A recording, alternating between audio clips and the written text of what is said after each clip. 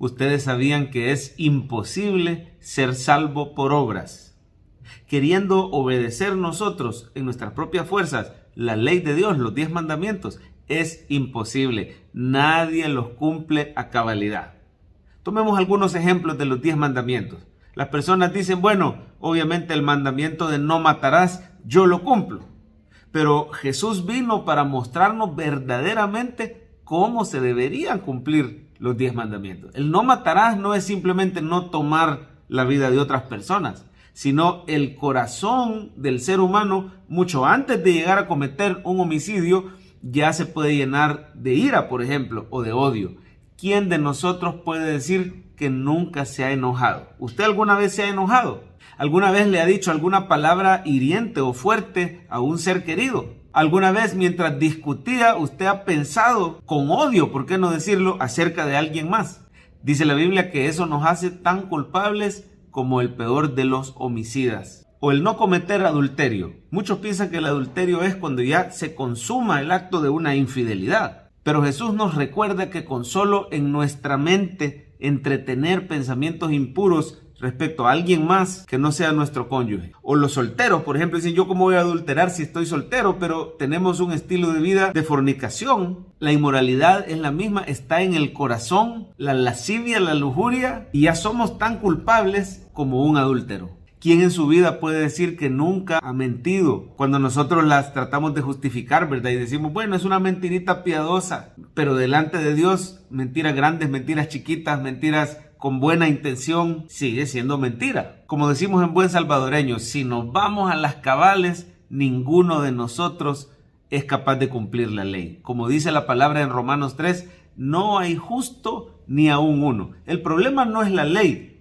no es mala. La ley es santa, es justa. La ley es un fiel reflejo de la santidad de Dios. El problema somos nosotros. La ley nunca fue dada para hacernos justos delante de Dios o para que seamos salvos por ella, sino para mostrarnos nuestra verdadera condición. La ley es como un espejo y cuando usted se ve en un espejo, si se mira feo, no le eche la culpa al espejo. El espejo no es malo. El espejo solo está mostrando una realidad y así es la ley de Dios. Ella no es mala, pero de ninguna manera nos puede transformar.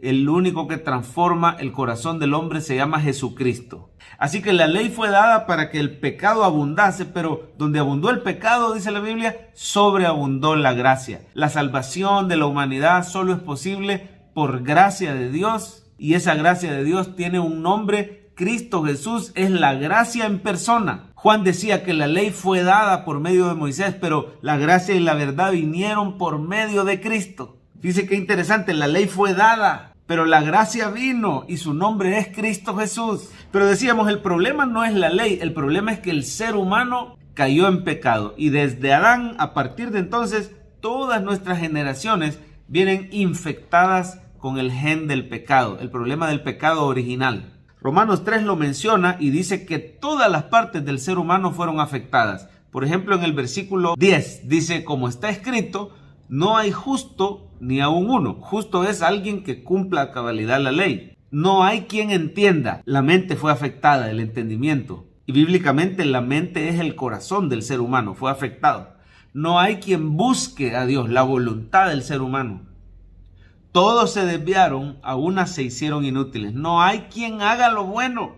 No hay ni siquiera uno. ¿A qué se refiere? Si hay un montón de gente que hace buenas obras, pero están siempre contaminadas con una mala motivación, con egoísmo, no vienen de una fe en el Señor. Esas buenas obras del humano sin Cristo, estamos hablando, no buscan la gloria de Dios. Normalmente buscan su propia gloria o un beneficio personal. Nadie cumple a cabalidad y a la perfección la ley del Señor. Y mire cómo todas las partes del ser humano fueron afectadas. Dice, sepulcro abierto es su garganta. Con su lengua engañan, veneno de áspides debajo de sus labios, su boca llena de maldición y amargura. Está hablando de las palabras, ¿verdad? Y de la abundancia del corazón habla la boca. Así que fue afectada nuestras palabras, nuestra mente, nuestra voluntad, nuestro corazón. Luego habla de otras partes. Mire, dice el 15, sus pies se apresuran para derramar sangre.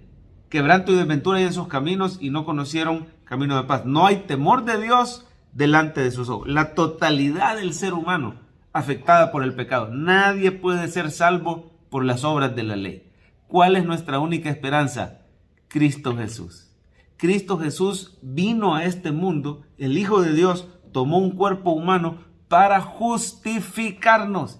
Es cierto que no somos justos, no hay justo ni aun uno, pero podemos ser justificados. ¿Sabe en el Antiguo Testamento cómo era justificado un pecador?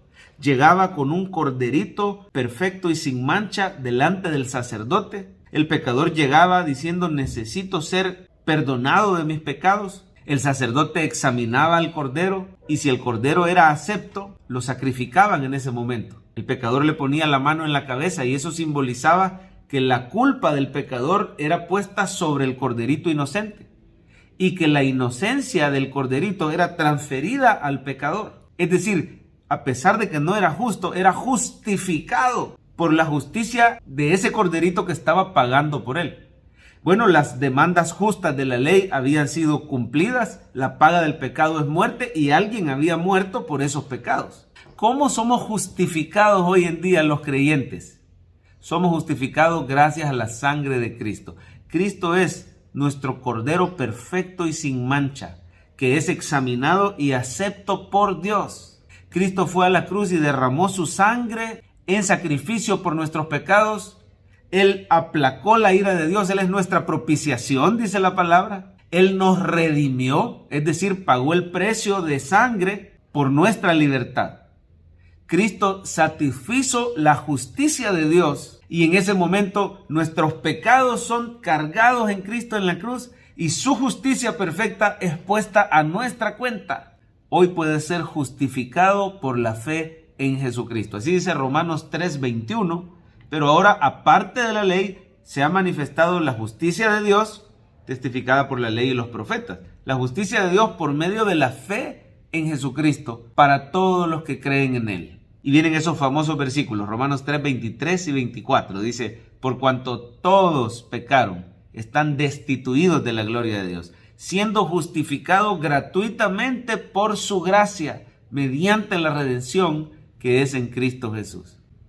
Hoy recordemos que no somos justos por cumplir la ley. La ley nos muestra cuán pecadores somos y qué tan necesitados estamos del Señor Jesús. Somos salvos porque Cristo murió en la cruz y derramó su sangre por nosotros. Nos justificó, nos redimió, nos salvó y nos compró. Pero qué maravilloso es recordar que todos los que en verdad han sido justificados, el Señor los hace nuevas criaturas.